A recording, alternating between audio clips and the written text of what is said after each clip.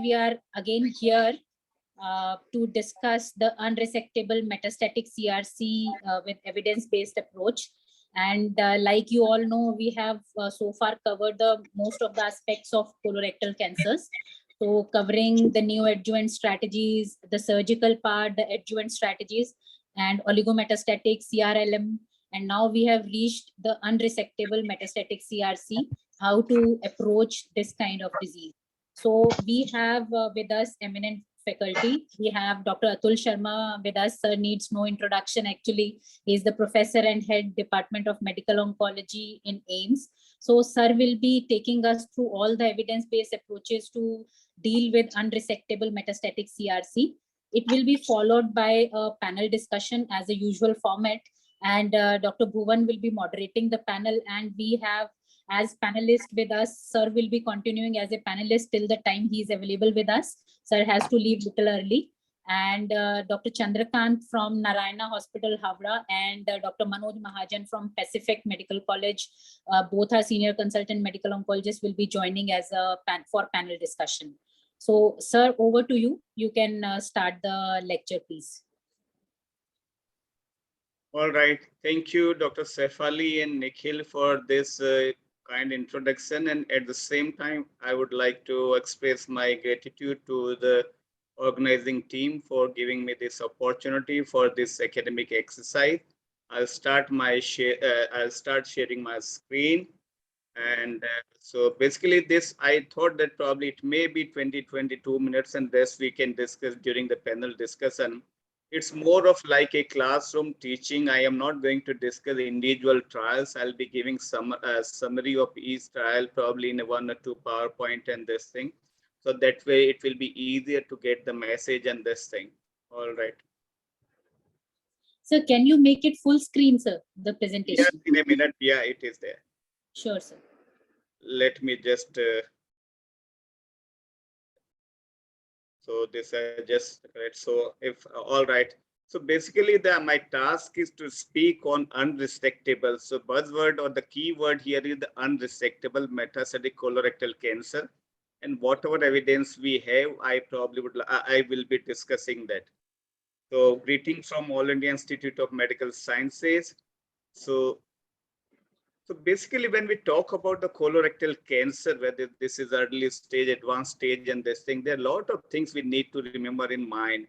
Now, first and the foremost is that we need to stop thinking that this is a one disease. It is a heterogeneous disease with number of molecular alteration, which determine dysregulation, different signaling pathways leading to tumor onset, progression, and the invasiveness. That means the metastasis and so on. So in 2022, when the such patients, since I'm talking about the unresectable disease, metastatic disease, when a new patient comes to us, what we expect or what are the molecular testing we need to be doing. So without saying it probably in detail, I'd say that the least we can expect, and that is the standard recommendation by various organizations or the key opinion leader, and the evidence is that probably we need to do the extended RES panel. We also need to do the BREF. We also need to do the HER2 new, and of course PDL1 for some time. Otherwise, and the most important is the MSI. So you can do this by either the various method, immunohistochemistry, real-time PCR, but if somebody is doing an NGS, probably you can get all the information in one go. Sir, sorry to interrupt, sir. The slide share is full screen and slides are not moving, sir. Slides are? Not moving, sir. It's the front page which is there. Is it? Yeah, sir. Okay, so I stop share and then again redo it? G, sir, right.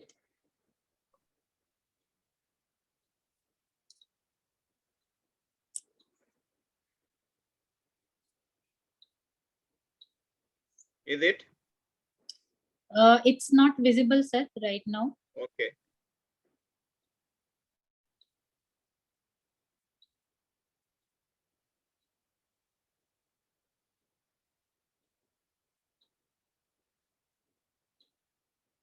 Bear with me, I probably take a minute. No problem, sir.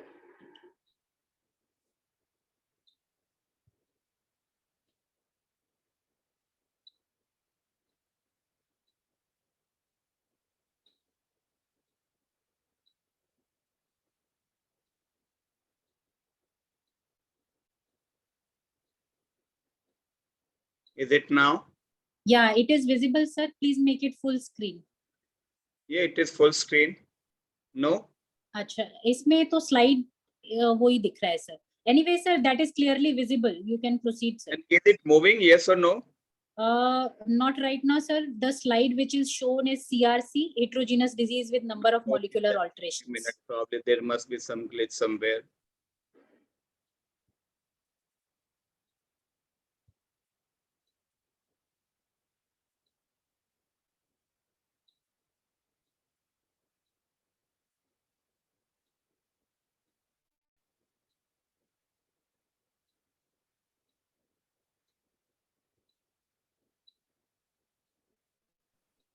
Just half a minute, I'll take someone's help. Sure, sir.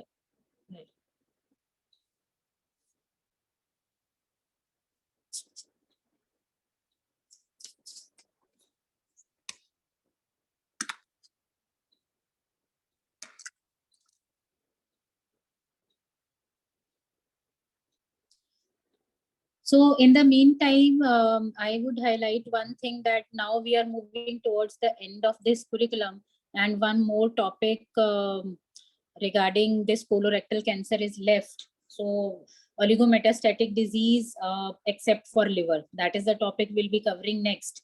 Dr. Nikhil, are you there? So we would like to have all of your opinion, the audience and the students.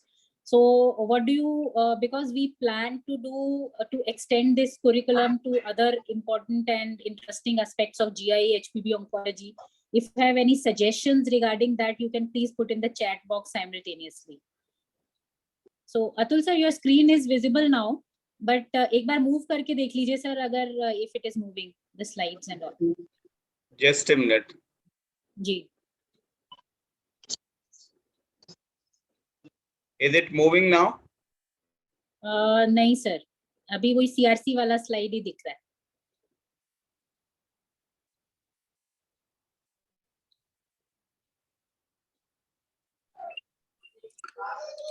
Sir आप right lower corner में slide show वाला button press करिए please sir.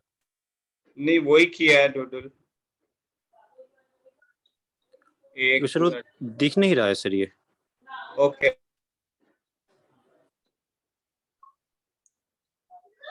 Sir आप अपनी slide उसको अमित को भेज सकते हैं या डॉक्टर निखिल को. We can share it from our end, या इवन डॉक्टर डोडुल को. डॉक्टर डोडुल, will you be able to share that? I'll be able to share, but all right, just bear with me just a minute. Sure, sir. So please, all of you, put your suggestions in the chat box. What else topic should we continue till the time we plan something from our side? If there is any topic which you wish to, get listened to or get covered, so please put your suggestions. They are welcome.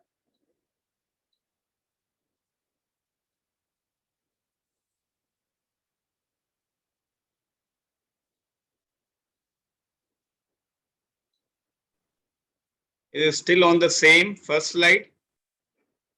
Third slide, sir. After that introductory page slide. So the first one, the CRC. Is it moving now? No.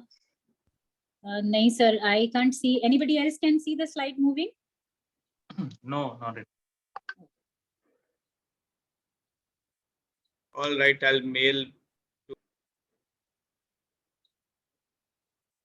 I'll try to mail it. Just a minute. Sure, sir.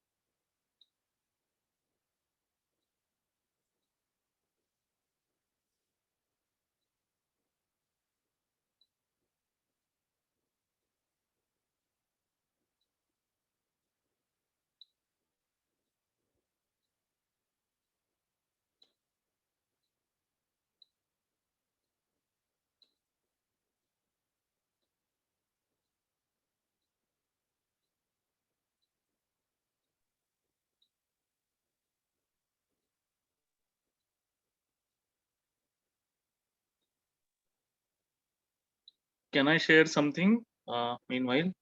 Yes, please, Dr. Manu. Yeah. I'm Dr. Manoj. I'm based in Udaipur.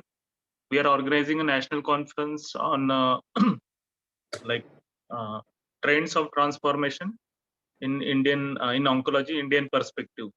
So it's a 3 days conference, and it will be involving current oncological data, especially medical oncology data published in India on Indian Okay. patients.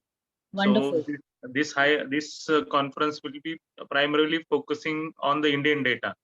Many a Right. times we often come to a conclusion that this is the Western data and we don't have, this is the last line is like we don't have Indian data. So now we are organizing a conference. It will be preceded by a one-day workshop, where the workshop will be mainly on how to how to analyze the landmark papers, how to assess primary endpoint versus secondary endpoints, how to write a paper, and how to generate a real-world evidence. That would be a workshop. The dates would be 7th, 8th, 9th of October next month, and that is the most physical only conference. So if anyone interested can I'll share the details so that you can, those who are interested, we can make the rest of the things can be arranged. So it will be like all the Indian data, including from AIIMS and Tata and from the rest of the countries, or even few tertiary centers, those who have published low dose immunotherapy, low dose abiraterone, which we can practice in Indian context. Many times we come across the European or American guidelines where the standard of care is much higher in terms of cost, and we don't have. So that, for backing this, we are like coming to a we'll be like having a one consensus guidelines for few things. So that is planned on 7th, 8th, and 9th October. So anybody interested can come to Udaipur. That is a physical only conference. Sure. Thank you so much. Yeah, it's a wonderful initiative, Dr. Manoj, to, discuss about the Indian data. Yeah, that will be good. When are you organizing this? 7th, 8th, 9th of October, next month. Okay. Okay. Wonderful. So I'll share the details in 2 or 3 days. Sure. Right. Sir, your screen is visible. Just check whether it is moving or not. Just if you can move out 1-2 slides. Not moving? No, sir. Abhi bhi nahi. You can carry on, sir, without the slides and all. We'll listen to I you. have mailed it to you and this thing. So if Acha. someone... Okay, sir. Let me check if I have received, so I can share it from my end. My apologies, probably. No worries, sir. No worries. Sir, I have not received it till now. Okay, so on the similar mail ID from which I sent you the mail. Yeah. Is it moving by any means? Yeah. Next slide, it is visible. Sir, please go on to the next one. Not? No, sir. Right now, not. Probably it is taking a while. The movement is slow. You can proceed, sir. It is not moving. No worries. You can proceed, sir, with the lecture. So let me just check. Probably, is it without a slideshow? Is it moving? It is moving. It is moving, sir. Now, probably it is taking a little longer. The evolution of treatment is, this slide is visible. Yeah. Okay. Is it probably? Yeah, it is moving. It is moving, sir. Yeah. All right. Sir, then one last time, can you please just click your mouse on this slideshow button? I done that. Sir click नहीं हुआ sir, एक बार उस पे button press करिए sir please. वो click नहीं हुआ. नहीं हुआ. I can see that. It is moving, sir, now. कुछ तो सर प्रॉब्लम है इसमें. आई थिंक सर आप लेफ्ट साइड से सर उस स्लाइड के ऊपर क्लिक करके दिखा सकते हैं सर. लेफ्ट साइड में जो पैनल है आप उसमें क्लिक करेंगे तो एटलीस्ट स्लाइड दिख जाएगा. ये दिख रहा है. ये दिख रहा है सर. हाँ जी, दिख रहा है सर, दिख रहा है. सर आप वो स्लाइड शो मोड पे ही ना सर, आप स्लाइड शो मोड पे ही ना sir slide by slide click करके प्रेजेंट कर सकते हैं sir. It is visible now. Okay जी. So basically, sorry for this thing. Apologies for delay in this go. So basically, what we do 2022 is that we test for all these agents, molecular markers. Without that, investigation will be considered incomplete. And there are various regions. They are the prognostic, they are predictive markers, like BRAF is a prognostic marker, RES is a predictive marker about the RES, HER2 also is a predictive marker, and MSI, you know, the response to the immuno-oncology drug and so on. Other than that, also these are considered prognostic marker. So what I would like to let the people know is that probably for these things, what in general we talk about the expanded RES panel that include NRES and KRES both, and all together basically constitute about 40 to 50% of the metastatic colorectal cancer will be having so the mutation in these uh, RES status, and probably they will not be eligible for anti-EGFR treatment. We also see that in metastatic disease, about 10 to 15% of the patient will have a BRAF mutation, mainly in the V600E, the valine going to the E, and this considered as poor prognostic factors. Lately, we have been realizing that about small percent of the patient will be expressing ERBB2 or HER2 new, and it is also a predictive marker for the response to the or the utility of the HER2 new targeted agent. So there are three pathways for the metastatic or colorectal cancer. One is chromosomal instability, then MSI high, and the CPG island, that is same.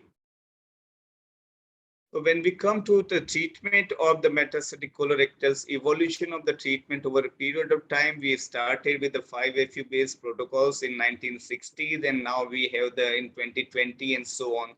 So initially in mid 90s, there were the two molecules, irinotecan and oxaliplatin, which were discovered and started 2003, 4, we started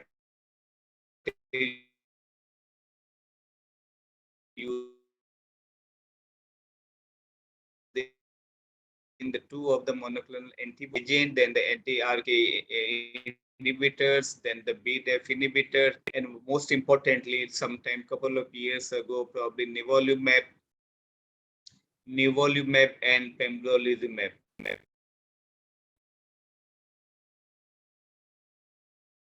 But the most important part in this particular aspect is that we have the immuno-oncology drugs in 2020, which have been approved in the first line also. 2017-18, they were used for, they have been recommended or they have been approved for the second line in the MSI high patient, those tumor harbor MSI high. Now we have the role in the first line also.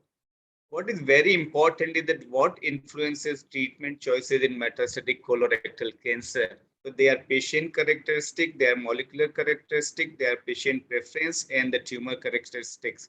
So patient characteristics may be that we need to look for the comorbidity, the age of the patient, whether he is what received prior adjuvant or this is a de novo presentation, what is the performance status, what are the molecular markers, whether they are the RES mutation, the BRAF mutation, and so on. Very important is the tumor location, when one of the important aspect in the tumor characteristics which is used. And of course, somebody wants the quality of life, some doesn't want toxicity, somebody want the extension or longevity of the life. So these need to be looked into. Coming to the first line treatment for the colorectal cancer, which are unresectable, usually there are two options: chemotherapy alone, and they given a chance, it is chemotherapy with targeted agents. Among the targeted agents, I'll be coming, there are number of molecules now, starting with the bevacizumab, cetuximab, panitumumab, ziveflivercept, and the list is never ending. Then the immuno-oncology drug, then the deruxtecan, and this last but not the least, though it has been mainly for the small studies in the rectal cancer or in the second line. This is the wonder drug, what they call in the ESCO 2022, where the use of that led to the complete responses in the 18 or 14 to 18 of the rectal cancer in early stage 2 and 3. Dostarlimab. So these are this thing. So these are the very old protocols, FOLFIRI and FOLFOX, which have been in practice early 2000 onwards. So what I am trying to cover is that these are the two standard protocols. They have been the various modification in the FOLFOX, started with the modified FOLFOX, then the FOLFOX 4, then the FOLFOX 6, where we cut down to the bolus 5FU for one single day only. Thereafter FOLFOX 7, where we have done away with the bolus 5FU. So these two agents, and one is another popular protocol is the FOLFIRI, which has been compared in the randomized study. So basically, in nutshell, so these two, they are the couple of studies where they compared FOLFOX and its modification with the FOLFIRI in a direct comparison. And essentially, I would like to highlight that as if you see these things, essentially the response rate are more or less the same. The progression-free survival is more or less the same. Overall survival is more or less the same. So essentially, this suggests if you want to use the single these two combinations only, there is no difference in the response rate, survival, or any kind of the survival.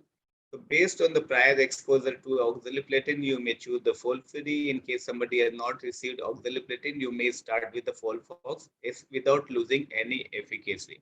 However, I would like to add here that in case you want to add another agent, targeted agent, they say that the target agent, particularly EGFR inhibitor, they work better with the irinotecan than the oxaliplatin. So both of these will be causing some kind of the mutations, so resistant to these EGFR inhibitors. But many people prefer, when I come to various studies, I'll show you that cetuximab and FOLFIRI or irinotecan-based chemotherapy have better response and survival compared to oxaliplatin. Also, we do not usually combine cetuximab with the capecitabine also.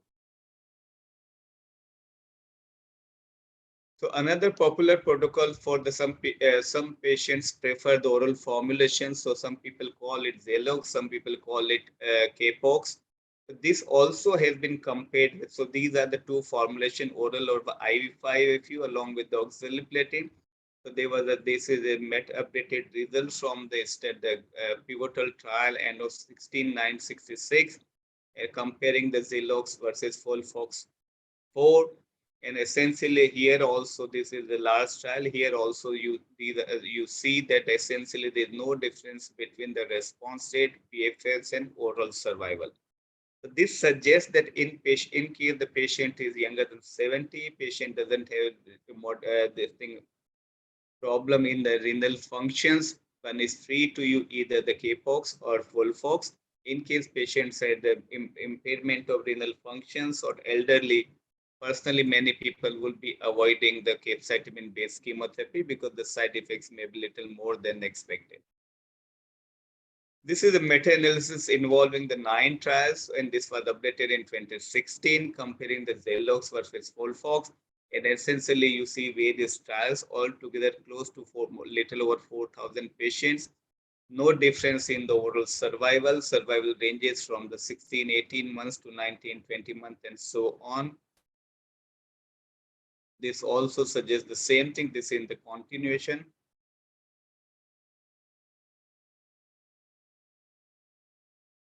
So altogether, there is no difference between the Zalox and Folfox with regard to the response rate and survival.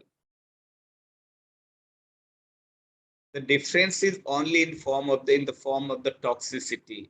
If you see the diarrheal complications will be higher in the capecitabine-based protocol, and Henput syndrome also will be higher as expected. However, the neutropenia will be more in Folfox. So in case you want to avoid the diarrhea possible, it's better to use infusional 5FU and so on. Another very important concept in the management of the metastatic colorectal cancer is that there is increased survival by allowing a continuum of care treatment. So usually we do not discontinue treatment. We may give treatment breaks. We may consider maintenance so that the oxaliplatin whatsoever is this thing induced toxicity may be minimized. But at least we have more and more options. And most of the patients end up getting at least 3 or 4 lines of the treatment. And majority of patients with survival will be in the tune of 2.5 to 3 years. It may be exceptionally high in some patients who are using the immuno-oncology drug, and the select subset, it may extend to the 4 year or so. About 5% of the patients of metastatic colorectal cancer can be cured with the chemotherapy alone, but bulk of the patient without a surgical intervention or local treatment in the form of either the SBRT or RFA or surgery, cure is usually not there in case of the metastatic colorectal cancer. So this was another article which spoke about the continuum of care and importance of the use of the various combinations or various drugs in the metastatic colorectal cancer. I touch upon the base about the location of the tumor in metastatic colorectal cancer. There is ample evidence now in 2022 which shows that the prognosis of the left-sided tumor is better than the prognosis on the right-sided tumor, possibly because so there is a difference between the microsatellite instability or MSI high with regard to the so early stage and advanced stage. Early stage, probably they are considered this thing, good prognostic disease. In the advanced stage, it's considered to have a poor prognosis. Other than that, the BRAF and all these, they are more on the right side. So prognosis of the right-sided tumor is considered worse than the prognosis of the left-sided tumor. That is number one. Number two, we have ample evidence to suggest that the EGFR inhibitor, they work more on the left side. And that's why the now guidelines suggest that. So this slide essentially suggests that for the left-sided tumor, if you use cetuximab-based chemotherapy, the prognosis, overall survival may be in the tune of little over 3 years. It may be just over a year in case it is the right side. And also, if you want to use VEGF inhibitor, again, the survival is higher on the left side. So this again highlights the prognostic survival associated with the left-sided versus right-sided colon cancer. This was a systematic review and meta-analysis in 2017. And here also, independent of stage, race, adjuvant chemotherapy, or year of study, number of participants, and quality of life, prognosis of left-sided primary tumor had a significantly reduced risk of death. That suggests that these are the better prognostic. Most of the time when we use chemotherapy, we use either FOLFOX or its combination or FOLFIRI. So basically the three drugs, common drug, are the 5-FU, irinotecan, and the oxaliplatin. Two of these are basically 5-FUs combined either with the irinotecan or oxaliplatin. So they were the group of the investigators who decided to test what if we use all these agents in one go. And that's how the FOLFOX-ID combinations came into the picture. If you see the 3-drug regime versus 2-drug regime, now we have the ample evidence, phase 3 trials also. There are at least 2 phase 3 trials and couple of the phase 2 trials. Essentially all suggesting that the response rate, overall survival and progression-free survival is higher with the 3-drug combination. Usually they are considered, they are combined with the bevacizumab, but we have the protocol where the bevacizumab has also was not used.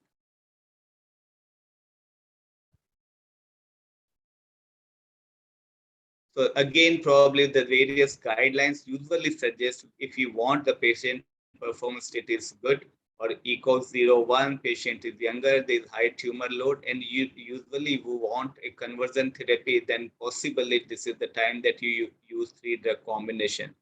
Otherwise, the patient whose performance status 2, the idea is not to have quicker response, then it is better to use 2-drug combination. The problem with the 3-drug combination, theoretically at least, is that probably you will be exhausting all your resources in one go. So these are the various studies using the targeted agents. On the upper panel, you find that these are the use EGFR inhibitor. Most of them have used the FOLFIRI. In one trial, prime trial, they use PMAB and FOLFOX. But other than that, this is the standard combination they have used it most of the time is FOLFIRI, except again the KLGB 8045 where they use the FOLFIRI investigator choice and this thing. What I would like to highlight is that most of these agents have shown improvement in the progression-free survival, and also there was trend in the KLGB, but also in the overall survival. But in KLGB also 8045, you see that if you do the left-sided and there is significant improvement, and there is a trend towards all population. Compared this with the VEGF inhibitor, mainly being a bevacizumab, usually there is improvement in the PFS, but they did not show much improvement in overall survival until we have another study which is presented this year as ASCO, So what they have done here is that this was not the bevacizumab, my apology. This was another study which was, this is again in the first line, and they have used the FOLFOX with the, sorry, it's a bevacizumab, not the PMAP. So they have used PMAP along, also FOLFOX was the basic combination. So they use either the FOLFOX with panitumumab or FOLFOX with the bevacizumab. Well, all these patients were the wild type patient, and then they are shown that for the left-sided tumor, there was significant improvement in the overall survival with the use of the panitumumab and the FOLFOX. Even all patients combined together, also there was significant improvement. So this indirectly suggests that for the chemotherapy backbone with the FOLFOX, I think EGFR inhibitor probably have a better response and outcome compared to the bevacizumab.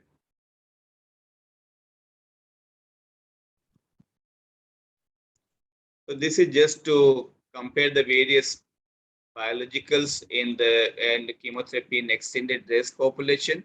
You see, if you see the peak study, KLGB and FIRE3, which I'll be coming in a minute or so, all suggesting that the response rate are higher with the higher with the EGFR inhibitor. There are a couple of the tribe study, tribe 1 and tribe 2 study, which essentially suggested that if you use bevacizumab or you give some break and this thing response rate and the PFS OS is superior.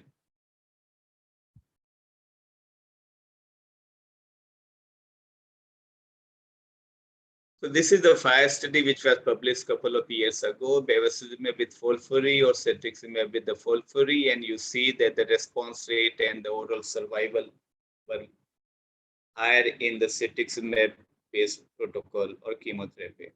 And these are the survival curve. If you see the FIRE3 phase 3 data was KRAS wild type, significant improvement. All patient RAS wild type, there's significant improvement. So if there's a RAS wild type, you probably get the better response in the survival with the use of EGFR inhibitor. This we already discussed. I don't want to spend more time on this thing because we're probably running late. So other point I would like to highlight is that despite 2 decades of extensive translation and clinical investigation, we do not have a predictive marker for the anti-angiogenic drug.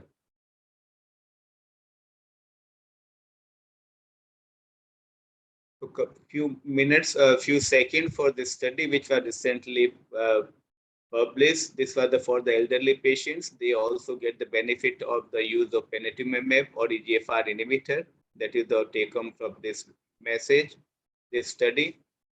A meta-analysis of the 6 RCTs and 3 clinical phase 2 trials evaluated chemotherapy and cetuximab or PMAP compared with the chemotherapy with or without bevacizumab in patient with RAS BRAF wild type mCRC. And what they came to the conclusion is the anti-EGFR plus chemotherapy is the most effective treatment in terms of the response rate, PFS and OS in patient with CRC, whose primary tumors are localized in the left side of the colon or in the rectum.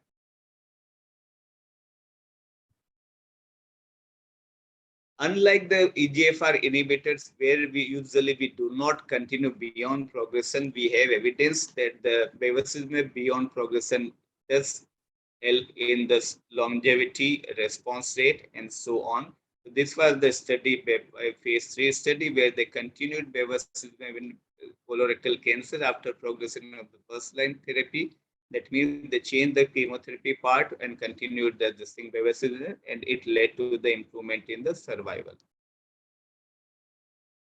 So how much benefit we get from the first line, second line, and third line? This was the article published about 2-3 years ago.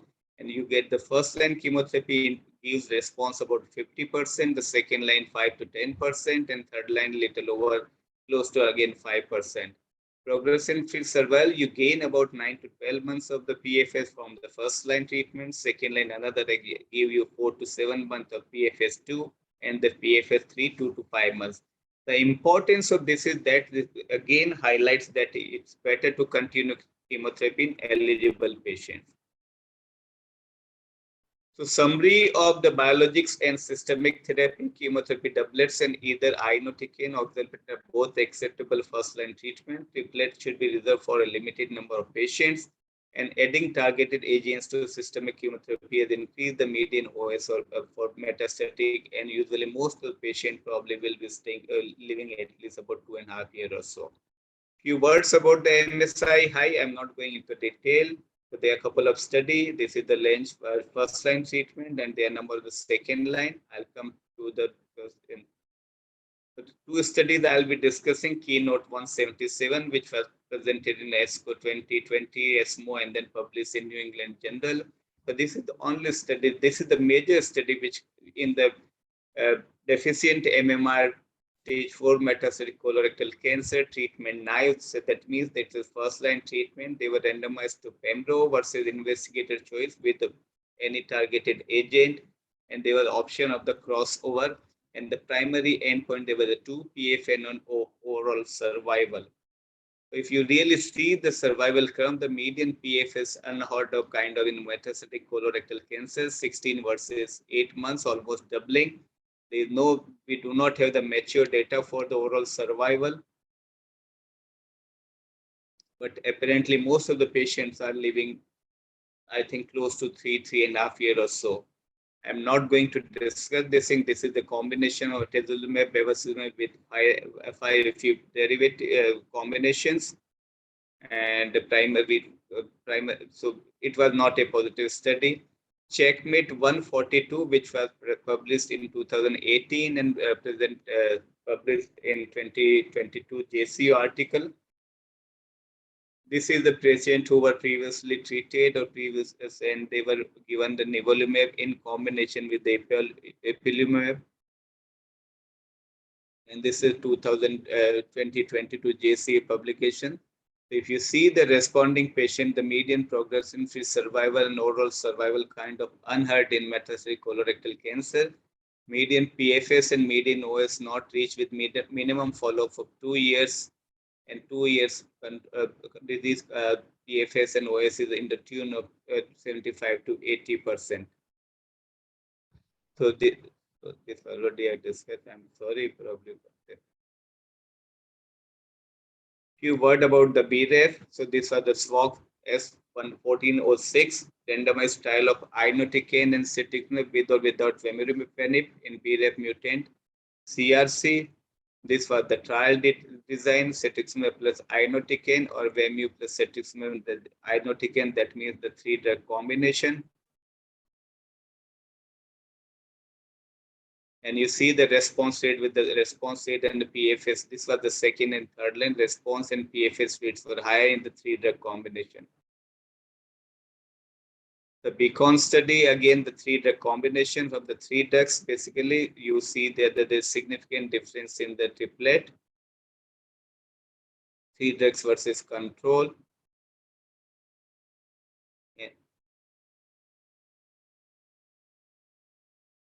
One or two slides about the HER2 new. So we have emerging data that the patients who are expressing HER2 new, they may be used with, they may be treated with the HER2 new antagonist, and now we are using most of the time two agents, but based on this things. So, and now we have the Destiny CRC01 data also suggesting the second line significant response rate in the tune of 60 to 70%. And now last ESCO, this ESCO, we have probably this new agent, dostarlimab, which probably will come in upfront in the metastatic setting also. I don't know how much you will be able to see, but this is the first line. You start with these 2-3 are summary slide. I'm sorry. So oxaliplatin 5-FU for the in right side and left side. So this is for the right side tumor. You start with the bevacizumab. In case of progression, you go to alternate chemo with bevacizumab. Third line, you may use EGFR inhibitor in case the patient has this thing wild type, and subsequently regorafenib or TES in the 4th line setting. Similarly, if this is a left-sided tumor, you start with the auxiliary. I know with the 5F with the combination EGFR inhibitors, alternate will be second line will be bevacizumab, and third line may be this. These are the same, I think, the different form.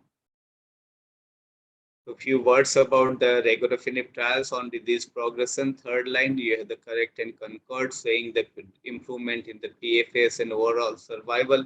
But usually these are the difficult drugs to handle. This is a summary slide for the test, which is probably available now. The course and the TERA, again, improvement in the PFS and OS and this thing. These are the NCCN guidelines. Usually, probably all of you are aware.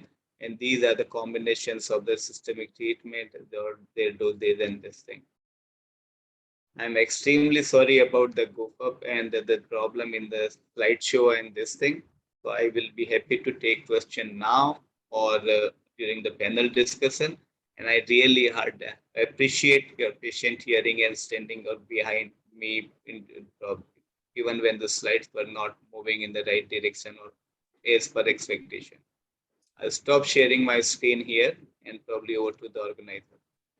Sure, sir. Thank you so much, sir, for a wonderful summarize. I think it's very difficult to summarize in 20 minutes about this huge topic with so many of the trials, but you nicely presented the overview of how to approach unresectable CRC. So, sir, a couple of questions we'll be taking here now, and rest we'll be doing in the panel discussion. So there is one question in the chat box that Dr. Roshni wishes to ask. Should somebody be doing PDL1 if MSI is high in the cases? So is there a relevance of testing PDL1 in such cases? So I would say that in case you already know that the basic purpose of PDL1 or tumor mutation burden is that probably you want to know whether you can use the immuno-oncology drug, either the Nivo or Pembro or combination, whatsoever you want to do this thing. If that you already know that you will be able to use it, I don't see any reason for it in 2022 to doing PDL1. The problem is that many times, whatever nowadays, most of the people, what they do is that they send it for the this thing, NGS. And when you order an NGS, you already know you have all the information anyway. But if you know this is MSI high, then probably I don't suggest to go for the PDL1, either the immune or DECO, whatever you want to do. Right, sir. And the next question is for a patient with some cardiac issues, say myocardial infarction, more than 6 months or within 6 months after 5FU. So what is the best way to go? How to choose the next line of action whenever patient stabilizes? So usually what they do is that probably, so if this is beyond 6 months and patient is not having angina in last 6 months, then probably you can use with the calculated risk of the 5FU. That is number one. Number two, they will be using combination irinotecan name as which is called the Tomudex or the Altitrexate. So this probably is not really available. It's little more toxic than this thing, but that can be substituted, that can be used as this thing. They are the people who will see we can use TES or S1 or all these things, but usually these are the three things which I use in my clinical practice. Right, sir. And are you routinely using S1 based chemo also in metastatic CRC once you're exhausted FOLFIRI and FOLFOX? Very rarely. I have not probably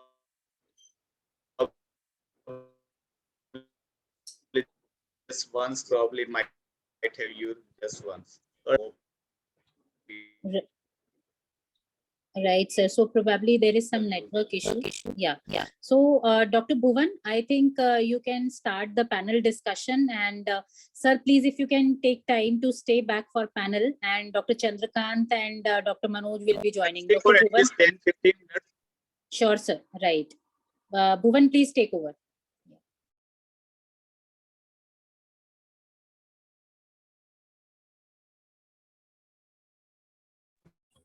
Good evening, everyone. So this is Dr. Bhuvan, and I'll be starting the panel discussion.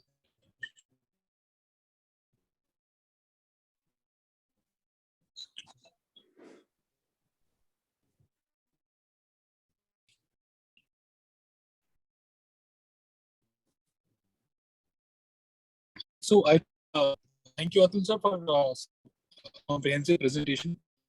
And board, I think Dr. you are there, then was also there, and Dr. Shefali, am I audible? Yeah, Dr. Bhuvan, you are audible. Yes, You but are. probably your screen I'll is not start. moving. Yes, now it is moving. Yes, please. No, not moving. So, and it's one case till from the beginning to the end. I think we'll take up the questions as we come along.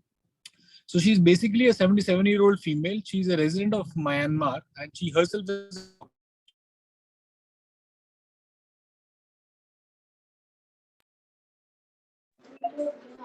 Bhuvan, I think basically. your voice is little cracking. Yeah. Am I audible now? Yeah, better. Let me better. just switch off the video. Yeah, it's better now. Yeah.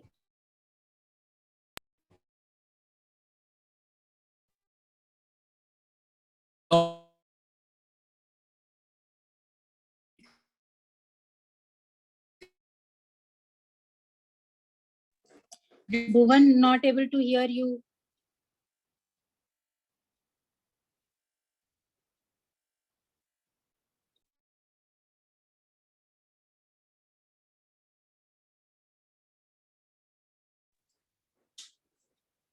Dr. Bhuvan, are you there? Not able to hear you properly.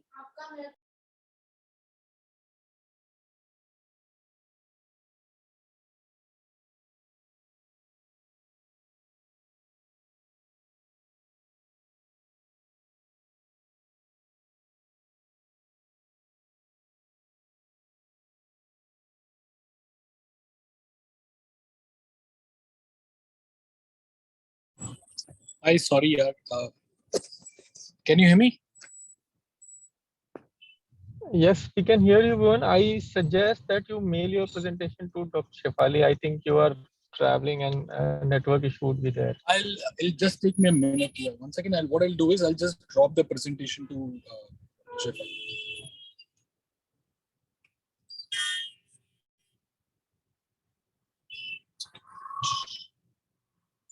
Let's take it from there. In the meantime, in the background, I'll drop the presentation also. So she's basically she has angiogram. She's undergone an angiogram 15 years back. She's also a known case of hypertension. She's been a diabetic for past 5 years. She underwent a laparoscopic cholecystectomy in August 2016. Had a vitrectomy of the right eye, which will take it up by giving you all this history. And she has undergone a ERCP biliary stenting on 9 September 2020. So her oncological history is that on the 1st of September 2020, she had fever with chills and rigors. Ultrasound abdomen showed hepatomegaly with small liver as well, around 1.5 to 1.7 centimeter in size. The CT abdomen was done on the same day itself, which showed a 1.2 centimeter stone in the CBD, and there was mild dilatation of the intrahepatic bile ducts. The liver was enlarged with 5 mm hypotenuse nodules, and they were too small to characterize. Endoscopy, ERCP, and biliary stenting was done, and she was basically treated as a case of biliary infection. Now, having this history, what I wanted to understand is, or what I wanted to know is, Dr. Nikhil, you're also there as a surgeon. Would you have done anything else to hair? Would you have probed any further about it, or would you have left it there only? So, I mean, based on this information, probably I would have just done what was done, and in the follow-up, I would have looked more diligently into it. So I think possibly I'm asking this question because I think this patient, the way it is, it would have you rather to begin with. But then I think she was treated adequately and she was left at biliary infection there. So any other investigation would be done at this point?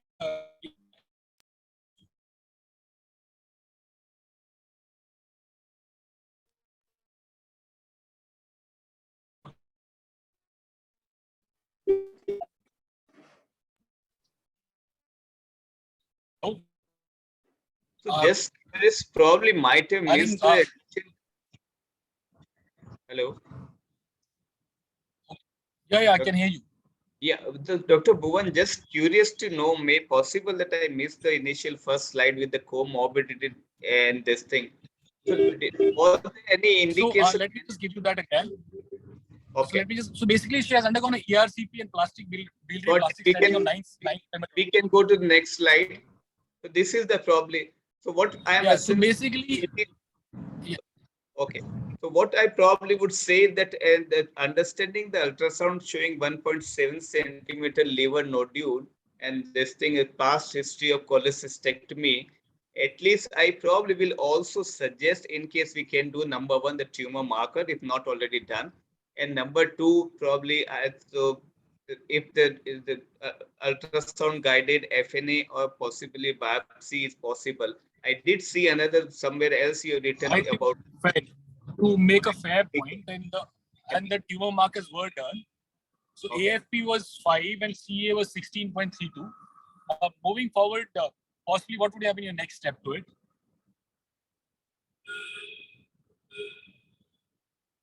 So scopy. So it was not done. Basically, that was left at that, and the colonoscopy was not done. And I think the patient failed to show up after that because there was a COVID, and I think it was the time and the COVID was reaching its peak. Anyway, moving forward, from September to November, nothing happened. On 7th November 2020, did we do a PET CT scan? We did not do to know any extra. No, we did not do. We did not do. However, we did a CT scan. If I can show it again, it was almost done at the same time, and there was nothing abdominal loop. But the CT was just confirmed just for the abdomen. We did not do a chest CT. No, we didn't do a chest CT. Okay, go ahead, please. So on 7th of November 2020, she was admitted to a hospital there for epigastric pain and fever. That is 2 months after the initial presentation. On 10th of November, colonoscopy was done, which found a UPG growth at the mid-transverse colon without luminal obstruction, and there were multiple colonic polyps. A biopsy was taken from the colonic growth. A moderately differentiated adenocarcinoma colonic growth was found. Now, a CT abdomen was suggestive of a 5.5 centimeter lesion at the hepatic flexure of colon in one regional node, and there were multiple liver metastases there in both lobes of liver, the largest one being around 3 centimeter in segment 4B. And the CA was 197. Now, with this in mind, would any of you want to get the liver biopsy lesion done because the patient has had a history of or suspicious history of cholangitis abscess in the past? So, Dr. Manoj, you can take that question.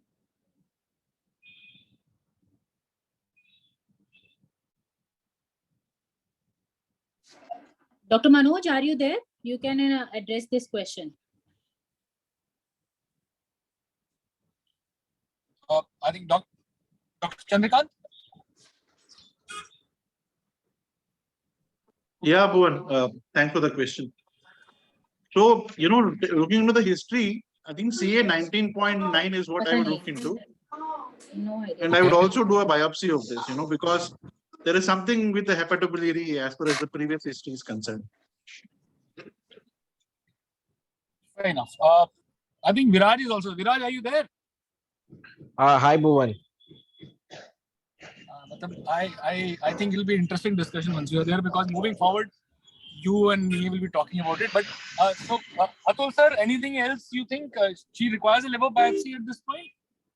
So basically, we'll do a biopsy from the colonic mass, and I'll go by the advice of the radiologist. To me, looks more like the liver metastasis rather than the cholangitis abscess. But still, if the radiologists feel this is strongly likely to be an abscess. But anyway, usually we prefer to do a liver biopsy to prove the liver metastasis, even if it doesn't look like abscess. So my take will be, we do the biopsy from the liver, we do the biopsy from this thing. Enough. So Dr. Shanavas, you're there. Is there any particular signs which we can help differentiate between the cholangitis abscesses or a liver abscess other than the metastasis? Many a times MRI with diffusion weighted images are helpful, but it still can't be always said with absolute certainty. So a biopsy or a simple FNAC cytology should be helpful. what do we look at in a diffusion weighted MRI, which helps us differentiate? Like MRI is more helpful in characterization of the lesions, especially this is true in case of liver. So MRI can tell us like if it is a solid or it is in a cystic lesion, because cholangial abscesses are more likely to have cystic components, the fluid components. Plus on diffusion weighted images, restricted diffusion is more goes in favor of metastasis. We obviously in today's world and era, once you have a metastatic disease, we all end up ordering the molecular test. So the KRAS was not detected, the NRAS was not detected, and the BRAF was not detected. HER2 new and MSI was not done. However, the oncologist there chose to do a liquid biopsy also, which suggested that she had TP53. Also, there was a BRAF V66 mutation present with a VAF of around 0.59%. So now, Viraj, if you are there, who do you trust more, solid or liquid? So in colorectal, Bhuvan, we know liquid biopsy shows all these resistant clones. So I would pay more attention to liquid rather than solid. Do you think there's a tumor heterogeneity at play at this? Yes, and hence plasma would show the true picture rather than the solid biopsy. Atul sir, what is your take on this between the two? So I'll ask a question to Viraj. I probably don't know the right answer, but probably I'll be going with the solid number, solid, whatever you want to say, the biopsy. Just with the frequency of these allelic frequency being less than 1% of this thing, are they considered significant? Correct. So that is the second question. So less than 1% or less than 5% on liquid, I would not consider it positive.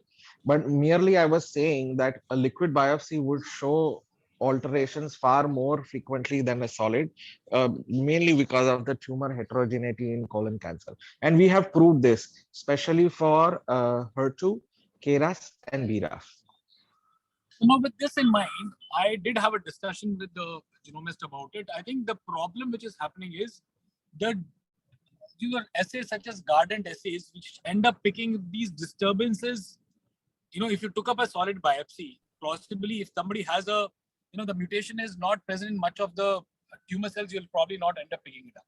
But if you do an assay such as Guardant 360, which have a lot of depth, you end up picking up these disturbances, which possibly make the, picture a little more confusing. I think that's what it is. So any take, Dr. Chandrakanth, what do you think is any, picking up MSI and HER2 on liquid biopsies? MSI, I mean, MSI on what? On the circulating tumor cells? Yeah, basically CTDNA, yeah. Or a germline HR, germline DMM. No. Talking about the circulating tumor cells. Well, fair enough. Wherever you have, if you can have cells and demonstrate MSI, fair enough. Even HER2 is also reasonable. Bhuvan, in this year's ASCO, Pashtun Qazi presented a paper of patients who underwent HER2 anti-EGFR therapy, and when plasma was tested for HER2 amplification, the incidence rate was 10%. And the same, they did a paired biopsy also, and on the biopsy it was only 3 to 4%. So suggesting that there are certain alterations in colon which appear far more frequently on plasma, and for the same fact that you earlier mentioned, because of tumor heterogeneity. Important point to consider. I think Viraj, your voice is cracking. Viraj, I think it's my network or your network. We need to figure it out. We could hear Hello? that. Also, I would like to ask, is this liquid mark a valid or a known platform for doing the liquid biopsy? So basically, this was done in Myanmar. I think it should have a decent depth. Okay. Anyways, let's move forward. It's a long case. So basically, she was started on cycle FOLFOX Bev on 12th of December 2020, and post 6 cycles she had a good response. There was the liver lesions had decreased in size, and there were no new lesions, and it was decided that she'll continue on 12 cycles of FOLFOX Bev. And the end of the therapy, CT, however, showed that the liver lesions had increased in size, and I think that's what it was. It had increased in size. So what I would have to ask is, what is the way forward with the people think? Dr. Atul, you can take this, sir. What will be your way forward? Would you want to move on to the second line, or would you want to consider a liver-directed therapy? So I leave it up to the radiologist and the interventional radiologist and this thing. But before that, my question will be that did she qualify for the progressive disease? Or is it considered a stable disease? Yes, she did. So basically, they must get the liver lesions. It was 9 mm in the past, and then it increased to 18 mm. It is almost doubled in size. So we are talking about one lesion. So there were 4 lesions. So altogether, so usually we take some of this thing. At least 2 from the liver should have been considered. Anyways, we can have it both a scenario. If we really feel that this is a progressive disease, I probably will change the treatment with the FOLFIRI and continue with the bevacizumab.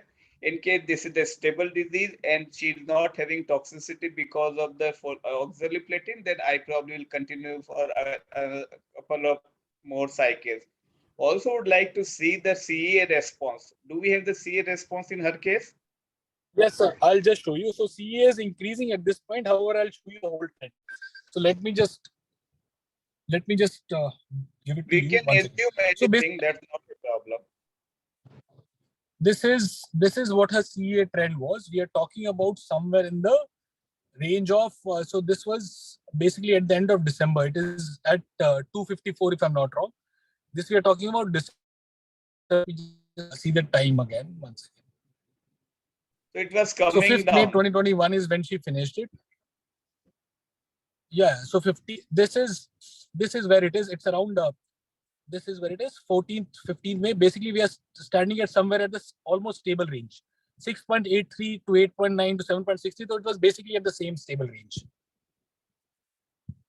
So I probably, unless there were symptoms suggesting progression or radiologist saying definite progression, this thing, I probably would have continued for a couple of more cycles. Fair enough. Dr. Chandrakanth, what would be your take on it? With the liver lesion increasing, CA remaining same, would you have? What would be your take to it? Maintenance, CAPE, BEV, second line therapy, any other options?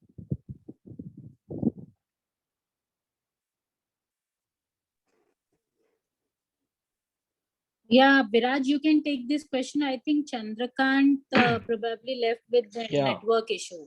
He'll be joining back. Yeah. So Bhuvan, one important point that I do in my practice, I usually never go beyond 8 rounds of oxaliplatin in metastatic colorectal in first line. Almost always never. So I would do after 8, I would do CAPE BEV. And I agree with Sharma sir that CA being a steady patient, not having symptomatic disease, I would continue CAPE BEV maintenance and let this, we know these liver lesions are going to progress, and at that time introduce second line therapy. Also would emphasize more on getting an MSI since it was not done before. So you basically have chosen to believe the liquid biopsy, and that's the reason you want to get an MSI done, which is totally understandable. So none of you are in the agreement for a liver-directed therapy at this point? No. Fair enough. So she underwent colonoscopy and it showed multiple sigmoid and rectal polyps, which were negative. The biopsy was taken from the suspicious area. It was obviously not suggestive. She underwent TACE for the liver lesions in June 2021. However, in September 2021, which we predicted, she had increase in the size of the liver lesions. And that's where it was. And so with the increasing disease, I think that was the lesson possibly they learned, that you should not be doing a liver-directed therapy once the disease is increasing. It should always be done at the downward trend rather than upward trend. So Bhuvan, there Dr. are two Atul, trials, Atul sir, what would be your... Surflux. Viraj saying Bhuvan, something. there are two trials, Surflux and CERT. There are two trials, Surflux and CERT, That's a both trial. showing that liver-directed therapy do not improve any survival, only liver-free survival.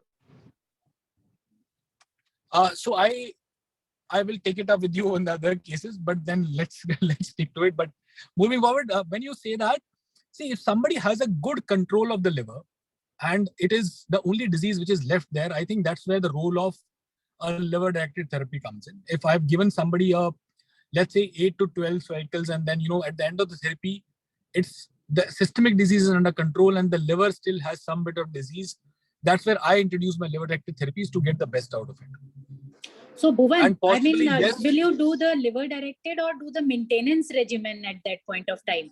Because disease everywhere is responding and your regimen is working. So I think I might do both.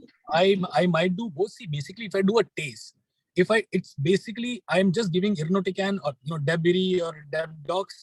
It's a 2-day procedure. My liver disease is under control, and I can very well keep the patient on a continuous maintenance after that. So if it gives me a liver progression, as even if Viraj says that it's a liver progression-free survival, there is no harm in even improving that survival. The liver is anyways, so liver is anyways responding to the regimen what you are giving.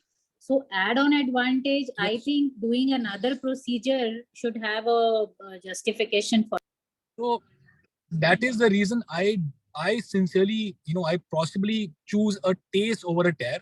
I think take Shanwa's opinion. And Shanwa's, what do you think provides when it comes to a colorectal cancer, a liver-directed therapy, which provides a better progression-free survival, TACE or a TARE? We don't have a head-on comparative data to back our answers, but generally our experience with TACE has been very good. We have done cases with TARE also, but usually those are reserved for cases where we think that TACE will not be tolerated by the patient because of the post-embolic syndrome where the disease is very extensive. And plus the cost is also a challenge with TARE. So TACE should be, I think, we can offer upfront. And what would be your take on it? Would you prefer a patient who has an increasing disease at the end of therapy, take him off a TACE, or would you also want the disease to be on a downward trend when you offer a TACE? I would, if disease is, I would go for TACE. You would go for TACE as yet? Yeah. Fair enough. You've spoken like a true interventional radiologist, but I love you for it. But anyway, so moving forward, so Dr. Atul, what would be your way forward to it? Now when the disease is increasing, would you still want to maintain, or you would want to change it to second line?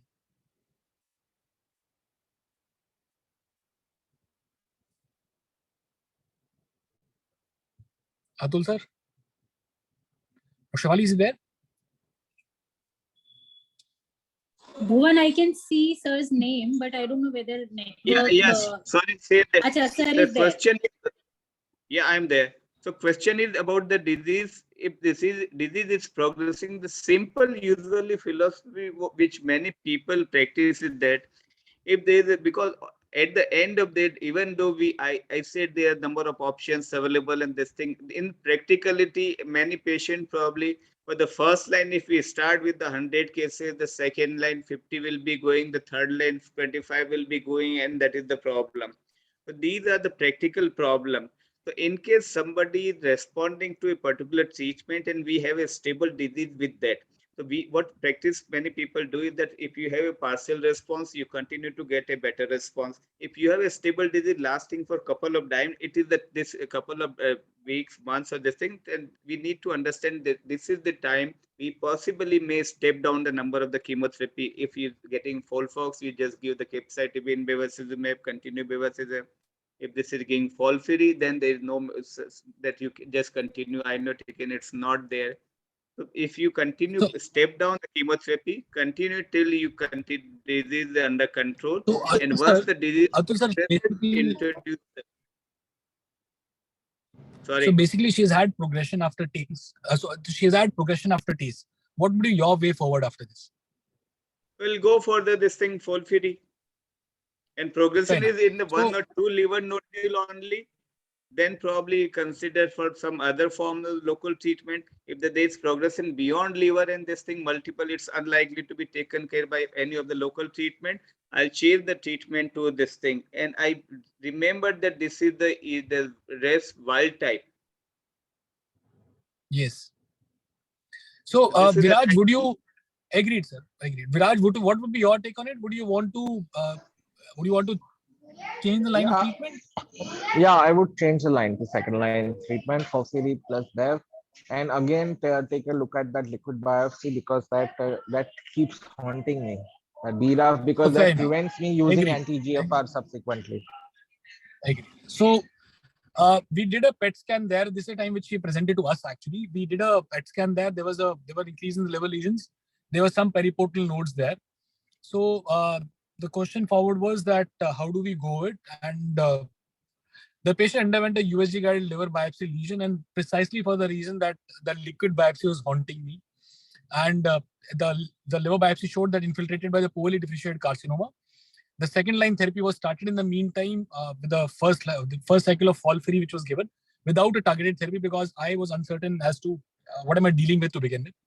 I ordered a KRAS, NRAS, and a BRAF, and along with and everything else. So she turned out to be a BRAF mutation positive tumor. And in the meanwhile, while we got this report, she had gone back to Myanmar and she was on FOLFIRI. And I think it took a while for them to connect back with us. And in the meantime, because I think she was started somewhere on with FOLFIRI on cetuximab there. But with this report in mind, she obviously turned out to be BRAF V600D. Atul sir, would you change the therapy now, or would you continue the same? Yeah, I won't consider if this was, we know that this is BRAF mutant, then probably there's no point in giving this thing cetuximab. Fair enough. And what would be your therapy of choice in that case? Yeah, if the she has access to any of the this BRAF, this anti-BRAF, this agents which are available now, then probably this, I think you have just written your answer is here only. You can use any of these agents. Viraj, I know your answer to it. Have you tried panitumumab? Yeah. So you don't give cetuximab, you don't believe in it. So possibly you'll end up doing panitumumab, trametinib, and dabrafenib. Have you tried panitumumab 6 mg or 4.6 only?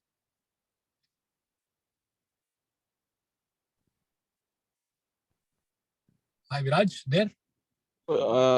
I thought you were asking, sir. So yeah, I have used this GSK combo, panitumumab, trametinib, and dabrafenib. Of course, I reduced the dose because skin rash is horrible. So, and even the doses of the pills that you have written, that also I would cut down. So that is essentially 4 pills of each. I start with 3 pills. So I'm sure you have written 6 cycles. You can.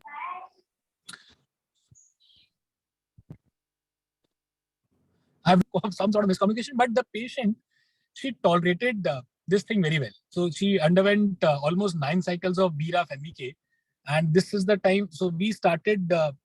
We did this somewhere on March. We started it in March 2022, and she went on to receive.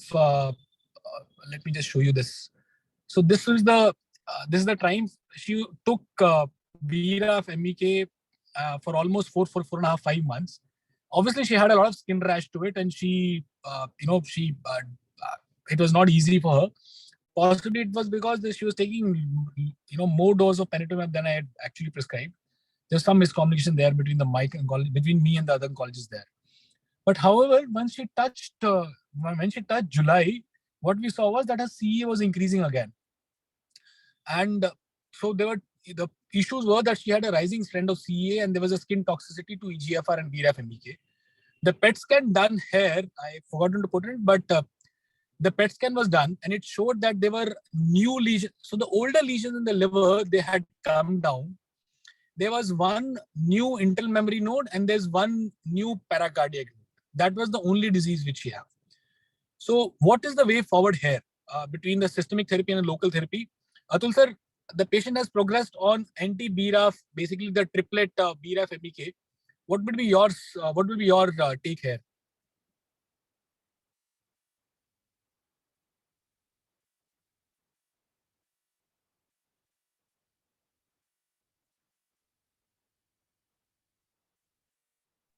Bhuvan, I think sir is not there. He has left. Yeah. I think me and Viraj only left. And Dr. Shefali, would you want to take this? Right. So, I mean, once a patient has progressed on this EGFR BRAF MEK inhibitor, so more things I think would depend upon what is the current performance status. So then only I think you can choose for the next. Yeah. So again, I would agree that sorry. Yeah. Go ahead. So the couple of options are there. I think going forward, I mean, we have the regorafenib and TAS available with us, or we can go for re-challenge of that chemotherapy if the performance status permits, considering the huge disease. So, Viraj, what would be your take on it? Yeah, I agree. I would change to FOLFIRI plus BEV. You would change to? FOLFIRI plus BEV. We didn't give FOLFIRI. After 2 cycles, So, we changed it to BRAF targeting, right? Yeah. So, fair enough. And anybody of you for the local directed therapy? Because she had liver predominant disease? Bhuvan, the only liver-directed therapy that has shown even disease-free survival or progression-free survival in general is hepatic artery infusion. And Dr. Nikhil is also here, I think so. We were discussing that probably we should be starting to do that. These TACE, DEBIRI, and TARE have not shown any improvement. There are 3 large trials, all failed. Dr. Shanawaz, would you want to take that? He's basically eating into your earnings. I'm not eating.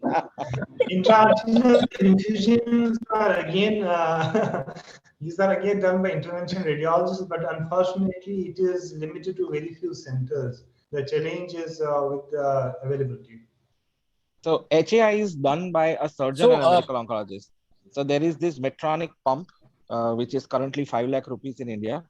So the surgeon inserts it in a gastroduodenal artery, and we as a medical oncologist have to push in the drug.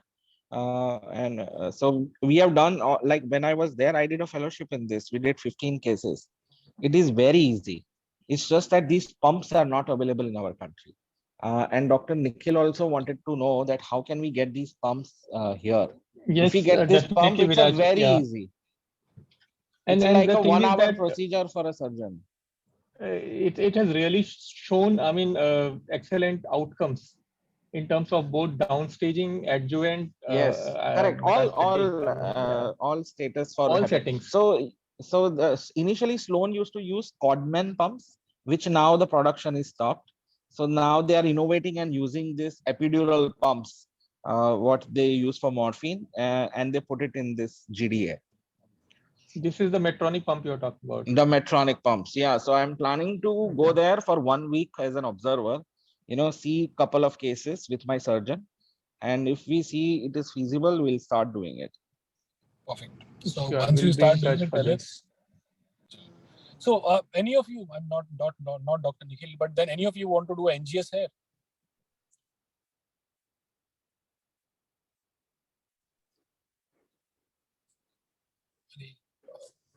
Anyway, I think I'll move forward. So what we decided is, because she had a liver limited disease, they did a DEBIRI once again. And after the DEBIRI, in the meantime, obviously we sent this. So there's a good amount of data, and it was rather presented at ASCO this year, that once you have treated somebody for an anti-BRAF mutation, there is a high tumor mutation burden because of the DNA damage which happens because of it. And which is possibly the reason that she has a TMB of 10 mutes per megabase. And other than that, she has a BRAF V600E. And with this, there's a PDL1 is 0. I think, oh God, this is my old presentation. So I would have probably shown the slides. Let me just see if my other slides are there.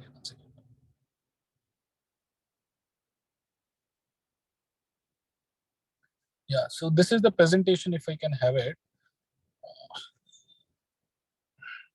Yeah. So there is this novel approaches for immunomodulation in BRAF. there is the CMS1 type of BRAF in which there is a 43% of patients, they have CMS1. There is a promising activity of PD-L1 and BRAF and MEK together. Rather, there is a trial which has obviously taken BRAF along with nivolumab. And this is where I possibly got the idea that I should be checking her TMB once again and, thinking about adding a nivolumab to the agents now. Now, with this in mind, Viraj, have you tried doing this anytime? Yes, but I would not do it here. Why? So we have a concrete evidence now, very concrete, multiple data sets suggesting any TMB less than 20, unless it's an MSI, your chances of response is virtually zero. Number one. Number two, in MSS colorectal cancer, if you have a liver metastasis, even if you see Rigo-Nivo or Pembro-Len, all these data sets that are coming up for MSS, again, response rate is virtually zero. We don't know why, but still they are finding the biomarker which is responsible for this resistance. But if you have liver metastasis in MSS, I would stay away from immunotherapy. So we are not. And the third point is. So we are talking about patients who have been treated with BRAF. No. So we are talking about patients who have been treated with BRAF. That's the third point. Once you have been treated. Yeah. This is where it is. Yeah. So there's this again. Yeah, go ahead. So this pseudo rise in TMB. So this pseudo rise in TMB has been studied by multiple investigators. Even temozolomide causes slight increase in TMB, and people say, oh, there are more neoantigens, and now we should shoot them with immunotherapy. None of these data sets have shown clinical significant response rate with immunotherapy in these pseudo rise in TMB. So if you look at the data which has been presented here, now there are two options to it. So my one option is IRI Bev plus Nivo, which I am very inclined towards doing it. And other is doing Debra Tremetinib plus, Debra Cetuximab with Nivo. I am more inclined towards doing a IRI Bev Nivo. Why? And if somebody has a high TMB, has been exposed to BRAF inhibitors, which are immunogenic by chance, I see no harm in trying that. So the only thing is it's not high TMB. TMB of 10 is not high in colon. Agreed. But, I am coming from the point that, the BRAF treated tumors are immunogenic. It's just that TMB is adding to the evidence to it. Otherwise, I sent it. The plan was to do a IRI Bev Nivo to begin with. Okay, I would just stick to FOLFIRI Bev. Okay, fair enough. Dr. Shefali, what will be your take on it? Yeah, I agree with Viraj. So only TMB and that to 10 mutation per megabase has not shown any advantage of using immunotherapy in this setting. So my take would be also to re-challenge with the chemotherapy plus Bev. Okay, anyway. So I think this is my case, and I possibly would want to, I think some slides got mixed up, but then I think it's probably the end of it. It's possibly the end of it. Bhuvan, you can do anything. Yeah. I'm going to do anything. Wonderful discussion. No, I must appreciate I'm going and to do thank Bhuvan that. Right. I'm going to call you 2 months down the line, Bhuvan, and ask you how did this trip go? Okay. Yeah, and thank you so much, Viraj, for putting in